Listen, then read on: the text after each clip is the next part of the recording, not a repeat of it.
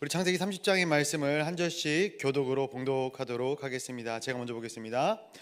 라헬이 자기가 야곱에게서 아들을 낳지 못함을 보고 그의 언니를 시기하여 야곱에게 이르되 내게 자식을 낳게 하라. 그렇지 아니하면 내가 죽겠노라.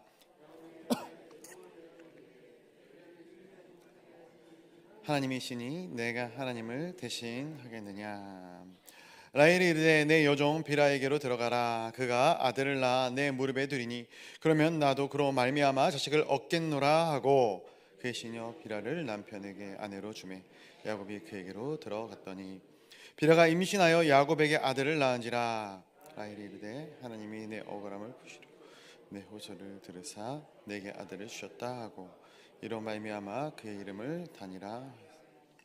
라헬의 시녀 비라가 다시 임신하여 둘째 아들을 야곱에게 낳음에 라헬이 이르되 내가 언니와 크게 경쟁하여 이겼다.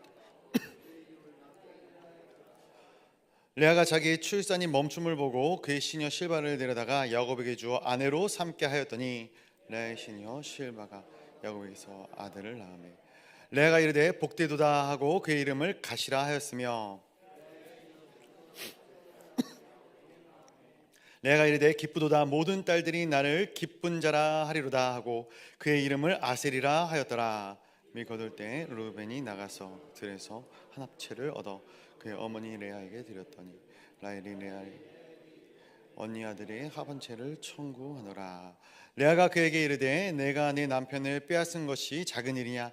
그런데 내가 내 아들의 합한채도 빼앗고자 하느냐? 라헬이 이르되 그러면 언니의 아들의 합한채 대신 오늘 밤에 내 남편이 언니와 동침하리라 하니라.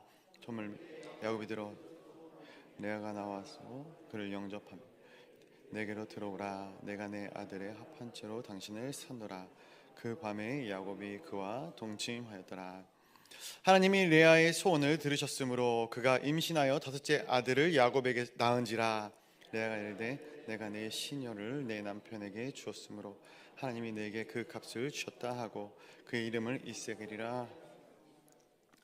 레아가 다시 임신하여 여섯째 아들을 야곱에게 낳은지라. 레아가 이르되 야곱 내게 후한 선물을 주시도다.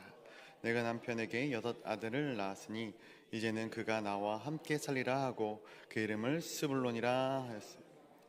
그 후에 그가 딸을 낳고 그 이름을 디나라 하였더라. 하나님이 라헬을 생각하신지라. 하나님이 그의 소원을 들으시고 그의 태를 여셨으므로 그가 임신하여 아들을 낳고 이르되 하나님이 내 부끄러움을 씻으셨다 하고 그 이름을 요셉이라 하니 여호와는 다시 다른 아들이 내게 더하시기를 원하노라 하였더라. 라헬이 요셉을 낳았을 때에 야곱이 라반에게 이르되 나를 보내어 내 고향 나의 땅으로 가게 하시되 내가 외삼촌에게서 일하고 얻은 처자를 내게 주시어 나로 가게 하소서. 내가 외삼촌에게 한 일은 외삼촌이 아시나이다. 라반이 그에게 이르되 여호와께서 너로 말미암아 내게 복 주신 줄을 내가 깨달았노니 내가 나를 사랑스럽게 여기거든 그대로 있으라. 또 이르되 내 품삯을 정하라. 내가 그것을 주리라. 야곱이 그에게 이르되 내가 어떻게 외삼촌을 섬겼는지 어떻게 외삼촌의 가축을 쳤는지 외삼촌이 아시나이다. 내가 오기 전에는 외삼촌의 소유가 내 발이 이르는 곳마다 여호와께서 외삼촌에게 복을 주셨나이다. 그러나 나는 언제나 내 집을 세우리까. 라반이 이르되 내가 무엇으로 내게 주랴? 야곱이 이르되 외삼촌께서 내게 아무것도 주시지 않아도 나를 위하여 이 일을 행하시면 내가 다시 외삼촌의 양떼를 먹이고 지키리이다. 오늘 내가 그 양 중에 아롱진 것과 점 있는 것과 검은 것을 가리 또 염소 중에 점 있는 것과 아롱진 것을 가려내리니 이에 같은 것이 내 품삯이 되리이다. 후일에 외삼촌께서 오셔서 내 품삯을 조사하실 때에 나의 의가 내 대답이 되리다. 내게 혹시 염소 중 아롱지지 아니한 것이나 점이 없는 것이나 양 중에 검지 아니한 것이 있거든 다 도둑질한 것으로 인정하소서.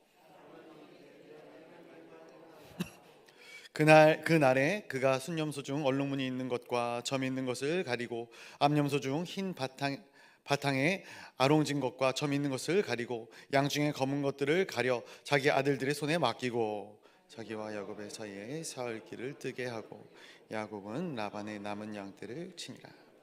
야곱이 버드나무와 살구나무와 신풍나무의 푸른 가지를 가져다가 그것들의 껍질을 벗겨 흰 무늬를 내고 그 껍질 벗긴 가지 괜찮은 양떼를 향하게 하며 그때가 물을 먹으러 올 때에 새끼를 베니 가지 앞에서 새끼를 뱀으로 얼룩얼룩한 것과 점이 있고 아롱진 것을 낳은지라.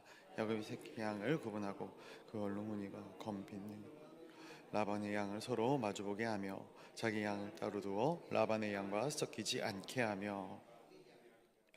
튼튼한 양이 새끼 뵐 때에는 야곱이 개천에다가 양떼의 눈 앞에 그 가지를 두어 양이 그 가지 곁에서 새끼를 베게 하고 약한 양이면 그 가지를 두지 아니하고 그렇게 함으로 약한 것은 라반의 것이 되고 튼튼한 것은 야곱의.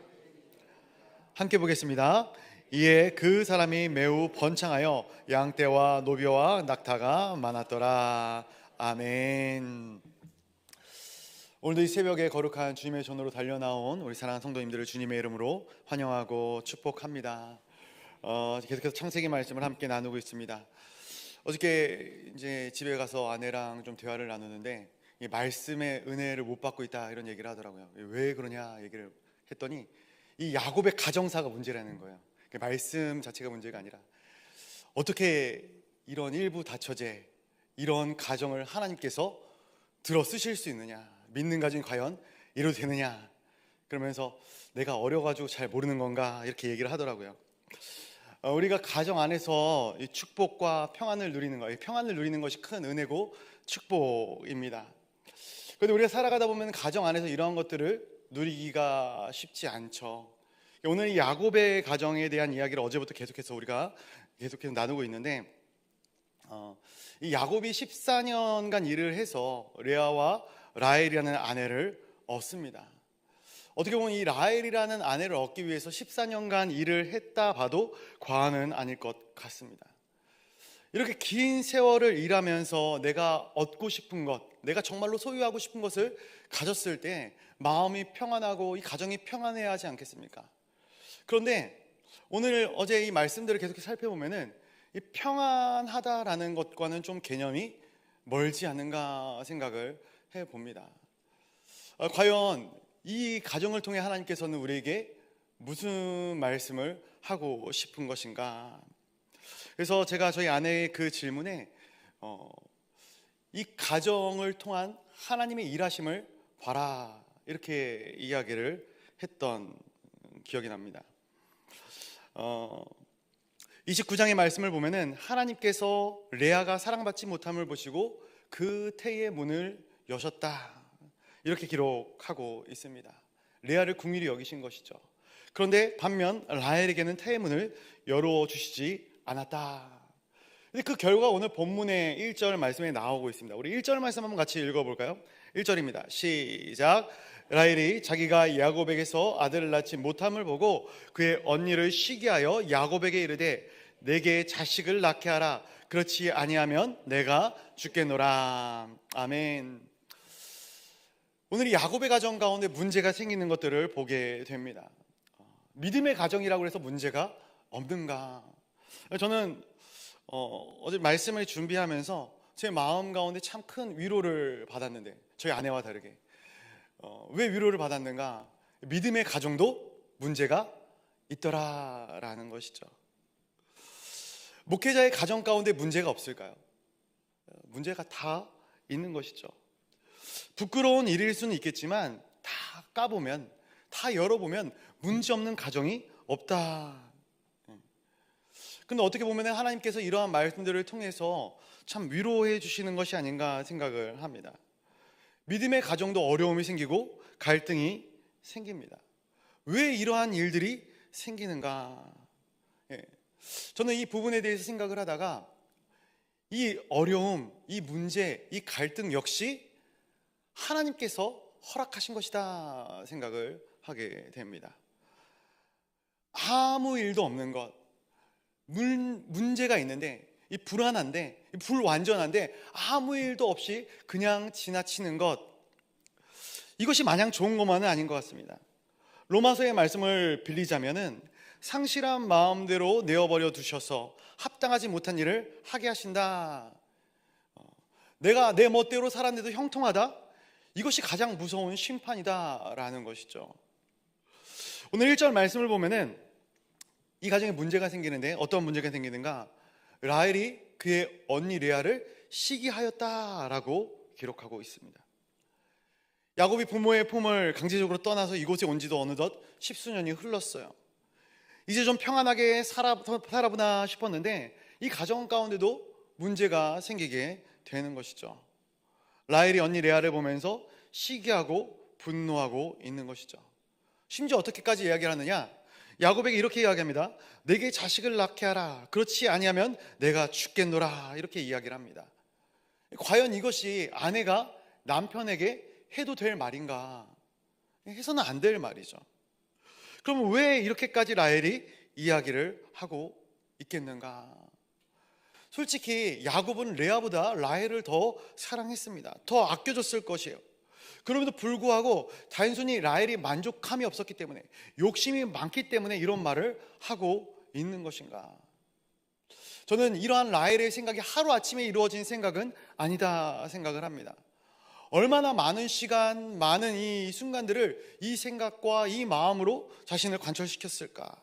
묵상하고 또 묵상했겠죠. 지금 레아에게는 몇 명의 자녀가 있습니까? 보니까 몇 명이 있죠? 4명의 자녀가 있죠. 4명의 자녀가. 근데 이 루벤, 시므온, 레위, 유다, 이 4명의 자녀를 낳을 동안에 이 라헬이 무슨 생각을 했겠는가? 이 첫째 루벤을 낳았을 때는 같이 기뻐해 줬을 수도 있을 것 같아요. 같이 즐거워하고 마음 가운데 기쁨이 있었을 거예요. 그런데 시므온, 레위, 유다, 이 아들들을 레아가 낳으면 낳을수록 이 라헬의 마음 가운데 굉장히 큰 불편함이 생기게 되는 것이죠. 시기심이 커져 나가게 되는 것이에요. 오랜 시간 왜 나는 자녀가 없을까? 왜 나는 자녀가 없을까? 우리가 뭐 아는 것처럼 이 시대의 결혼, 그리고 이 아내의 일반된 목적은 무엇이냐면 생육하고 번성하는 거예요. 자녀를 낳는 것이 이 아내의 역할을 다하는 것이다, 사람들이 생각을 했어요. 근데 나는 그 역할을 잘 못하고 있다 생각을 하는 것이죠. 이삭과 리브가도 마찬가지예요. 오랜 시간 동안 아이 없을 때 내가 하나님으로부터 인정받지 못하고 있다, 이러한 생각들을 마음 가운데 두지 않습니까? 오늘 이 라헬의 마음 가운데도 큰 불편함이 생기게 되었던 것이죠. 인간은 본질적으로 생각을 꼬리를 물면 물수록 선하고 좋고 아름다운 방향으로 가는 것이 아니라 어떤 방향으로 합니까? 악한 방향으로, 죄된 방향으로 흘러가는 것이죠. 예를 들면 이런 것입니다. 우리가 하나님께 기도하고 기도에 확실한 응답을 받으면은 그 기도를 붙잡고, 그 응답을 붙잡고 나아가야 되는 것이죠. 한나가 엘리 제사장의 기도를 듣고 평안히 갔던 것처럼 우리도 그 기도의 응답을 붙잡아야 합니다. 그런데 많은 사람들이, 많은 성도님들이 어떻게 하는가? 기도의 응답을 받아요. 하나님께서 나에게 이러한 응답을 해주셨다는 확신을 내 마음 가운데 새기는데, 또 그 문제들을 계속해서 묵상하다 보면은 내 귀신 이 응답이 맞는가 갈등하게 되는 거예요. 고민하게 되는 거예요. 혹시라도 하나님께서 나에게 틀린 답을 주셨으면 어쩌지? 틀린 답을 들어놓고도 무작정 믿는 기도도 문제지만 하나님이 주신 뚜렷한 감동 가운데도 끊임없이 의심하는 우리들의 모습이 분명히 존재한다라는 거예요. 라헬은 야곱의 사랑을 받았어요. 그 사랑을 통해서 하나님의 사랑을 느낄 수 있어야 했고, 그 사랑을 통해서 믿음의 가정을 세워나갈 수 있어야 했습니다. 그런데 하나님을 붙잡지 못한 것이죠.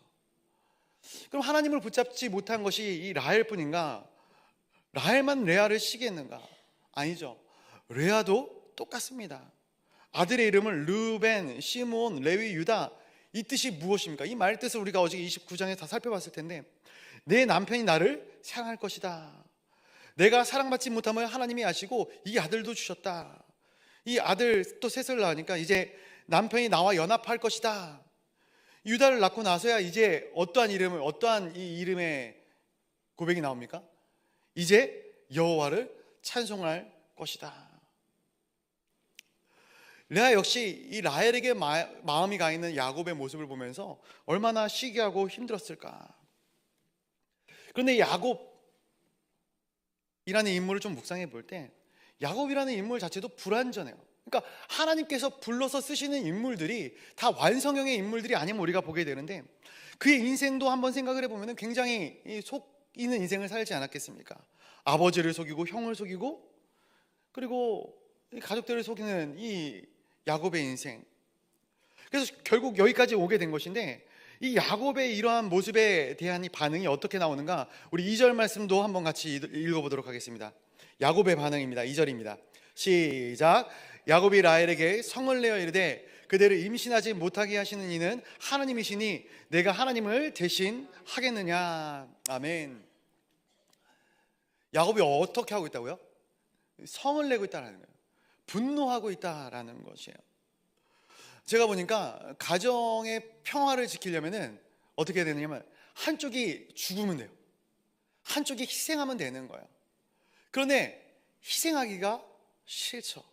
희생할 수가 없는 거예요. 정말로 내가 죽었다 생각하고 예수 그리스도의 십자가를 가슴에 새기면은 가정이 평화로울 텐데, 그 누구도 예수 그리스도의 십자가를 지고 싶지 않은 게 문제인 것이죠. 분노하는 것이죠. 라헬을 야곱이 사랑했어요. 그런데 그 사랑하는 라헬에게 하지 말아야 할 말을 또 야곱이 하고 있는 거예요. 어떻게 반응하고 있는가? 하시는 이가 하나님이신데 내가 하나님을 대신 하겠느냐? 이게 무슨 말입니까? 하나님께서 안 주시는 걸 나보고 어쩌라고? 쉽게 말해서 이렇게 이 라헬에게 이야기를 하고 있는 것이죠. 말씀을 통해 생각해 봅니다. 정말로 우리가 분노할 때, 분노하는 그 순간 정말로 우리의 입술을 조심해야 되는 것이죠. 말을 조심해야 됩니다. 한 텀을 참아가야 되는 거예요. 그리고 순간순간 분노해서 내뱉는 말들이 참 큰 실수를 가져올 때가 있다는 것을 많이 보게 되는 것이죠. 그리고 두 번째가 그 분노를 행동으로 옮기면 절대로 안 된다라는 거예요. 그 행동 가운데 선한 것이 없어요. 하나님의 마음과 하나님의 생각을 그 안에 품을 수가 없어요. 왜? 급박하게 이루어지기 때문에 그래요. 하나님께 묻지 않고 이루어지기 때문에 그렇게 되는 것이죠. 결국엔 오늘 본문에서 해서는 안 될 선택들을 하게 만드는 것이죠. 라헬이 어떠한 선택을 하는가, 또 야곱이 어떠한 선택을 하는가, 우리 3절부터 5절까지의 말씀을 한번 같이 읽어보도록 하겠습니다. 3절부터 5절입니다. 시작. 라헬이 이르되 내 여종 비라에게로 들어가라. 그가 아들을 낳아 내 무리에 두리니 그러면 나도 그로 말미암아 자식을 얻겠노라 하고 그의 시녀 비라를 남편에게 아내로 주매 야곱이 그에게로 들어갔더니 비라가 임신하여 야곱에게 아들을 낳은지라. 아멘. 어떤 말씀입니까? 시녀인 비라를 통해서 자녀를 낳게 했다라는 것이죠. 마치 이 사라가 하갈을 통해서 이 아브라함의 아들 이스마엘을 낳았던 것처럼 똑같이 하고 있는 거예요.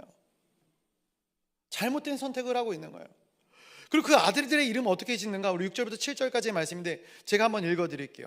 라헬이 대 하나님이 내 억울함을 푸시려고 내 호소를 들으사 내게 아들을 주셨다고 이로 말미암아 그 이름을 다나라 하였으며 라헬의 시녀 비라가 다시 임신하여 둘째 아들을 야곱에게 낳음에 8절 제가 한번 더 읽어드릴게요. 라헬이 대 내가 언니와 크게 경쟁하여 이겼다 하고 그의 이름을 납달리라 하였더라.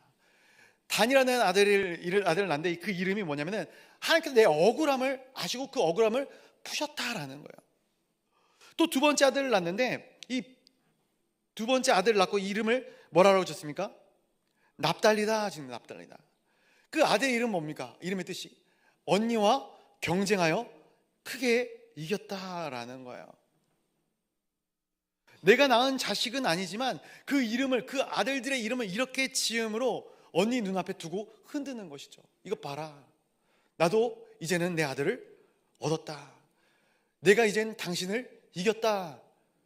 이게 상식적으로 맞는 이야기인가? 상식적으로 옳은 이야기인가? 아니, 옳고 그름을 떠나서 이게 상식적인 행동인가?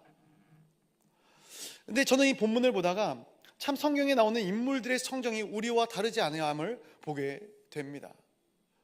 어떻게 보면은 이 말씀들을 통해서 우리가 생각할 때, 야, 저 사람도 어떻게 저럴 수 있지? 저게 말이 돼? 이게 아니라 이러한 성정들이 여전히 우리 안에 존재한다라는 것을 우리가 깨달아야 되는 것이죠. 야곱이나 레아나 라헬이나 우리나 다 고만고만하는 거예요.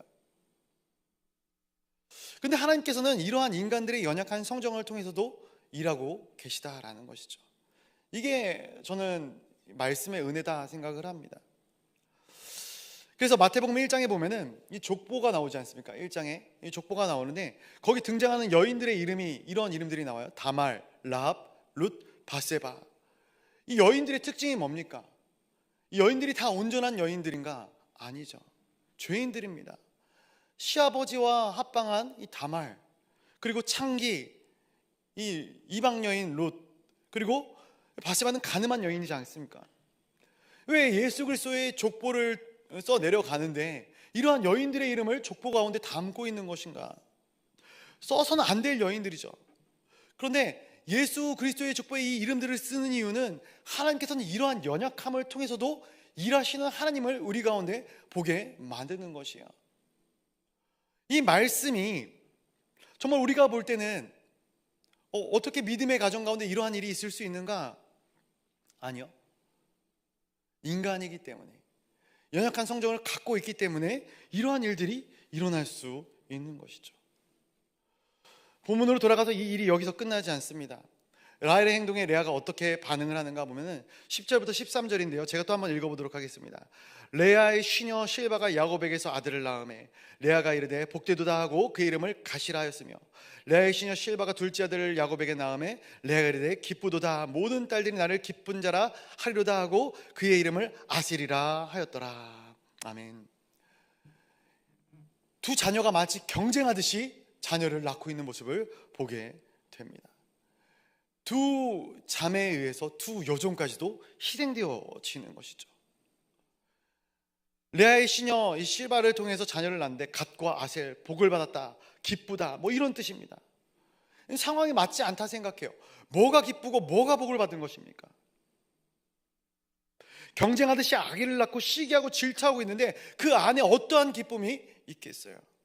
너무나도 역설적인 이름을 지어준 것이 아닌가 보여주기식이죠. 내 마음 가운데 기쁨이 없어요. 내 마음 가운데 하나님의 은혜가 없어요. 그런데도 불구하고 나는 은혜롭다, 나는 기쁘다, 어떻게 보면 셀프 마인드 컨트롤하고 있는 것 같아요. 반복되는 이야기가 나옵니다. 이 뒤에 라헬이 또 레아와 환합체를 가지고 거래를 합니다. 거래를 해요. 그리고 그 대신에 이 야곱을 레아에게 보내는 것이죠. 합한채, 이 합한채가 뭔가? 이 합한채가 뭘까요? 이 합한채는 임신을 하게 만들어주는 나무, 임신을 하게 만들어주는 그러한 풀이다라는 거예요. 약초입니다. 어떻게 보면 얼마나 이 라헬의 마음이 급했을까 생각을 해보기도 합니다. 그런데 이 상황이 정말로 말도 안 되는 일, 상식적이지 못한 일들이 계속해서 벌어지고 있는 거예요. 하나님의 뜻이 아니라 사람의 생각, 사람의 계획들이 반복적으로 이 가정 가운데 드러나는 모습들을 우리가 너무나도 적나라하게 보게 되는 것이죠. 레아는 레아의 필요를, 라헬은 자신 라헬의 필요를 각자 추구하고 얻어가는 거예요. 너무나도 이 세상적인 모습 아닌가. 레아는 야곱을 원했고 라헬은 아이를 원했기 때문에 이러한 거래가 성사되는 것이죠. 그런데 이 환합체가 무색하게 정말 아이러니하게도 누가 아이를 낳는가? 라헬이 아이를 낳는 것이 아니라 하나님께서 레아에게 두 아들을 더 허락하시죠. 이사갈과 스불론. 네게 그 값을 주셨다. 이제는 그가 나와 함께 살리라. 이러한 이름의 뜻이 있어요. 야곱이 지금까지도 함께 살았죠. 언제는 함께 안 살았습니까? 그런데 이러한 이름을 짓고 있는 거예요. 만족함이 없는 거예요. 채워지지가 않는 거예요. 하나님께서는 이 디나라는 딸도 이 레아에게 덤으로 주시죠. 그럼 여기서 또 누가 문제가 되겠어요? 라헬이 문제가 되는 거예요. 라헬은 지금 자기가 할 수 있는 모든 방법과 수단을 다 동원했는데도 자녀가 없어요. 자신에게서 낳은 자녀가 없는 거예요. 마지막으로 소망을 두고 이 합한채까지도 거래를 했단 말이죠. 이 합한채를 통해서 내가 임신해 보겠노라고 거래를 했는데 그럼에도 불구하고 안 되는 것이죠. 놀라운 것은 제가 말씀을 통해서 보게 되는데, 이 모든 것들을 다 해보고 안 되는 그 순간에 하나님이 일하시는 것들을 보게 됩니다. 그 하나님께서 이 라헬을 긍휼히 여기시는 거예요. 22절, 자 22절 한번 같이 읽어보도록 하겠습니다. 시작. 하나님이 라헬을 생각하신지라 하나님이 그의 소원을 들으시고 그의 태를 여셨으므로. 아멘. 라헬의 노력이 아니에요. 라헬의 애씀이 아니에요. 그가 시기와 분노를 가지고 마음 가운데 그걸 품고 있다고 해서 그가 이룬 것이 아무것도 없다라는 거예요. 그런데 딱 하나, 하나님께서 라헬을 생각해 주셨더니 그의 소원을 들으시고 그의 태를 여셨다라는 거예요. 저는 여기에 정답이 있다 봅니다. 우리 이 땅 가운데 간구하는 많은 것들이 있지 않습니까? 우리가 소원하는 많은 것들이 있어요. 무엇으로 그것을 이룰까? 물론 열심히 노력해서 이룰 수도 있겠죠. 그런데 가장 중요한 것은 하나님께서 그 마음을 허락하셔야 되는 거예요. 하나님이 우리를 긍휼히 여겨주셔야 되는 것이고 우리를 생각해 주셔야 하는 것이에요. 하나님이 라헬의 태를 여셔서 요셉을 허락하셨다라는 거예요. 그런데 이 요셉을 얻고 나서 이 라헬의 고백이 이래요. 내 부끄러움을 씻으셨다. 근데 사람이 참 간사하게 만족함이 없는 거예요. 그 요셉이라는 이름의 뜻이 뭡니까?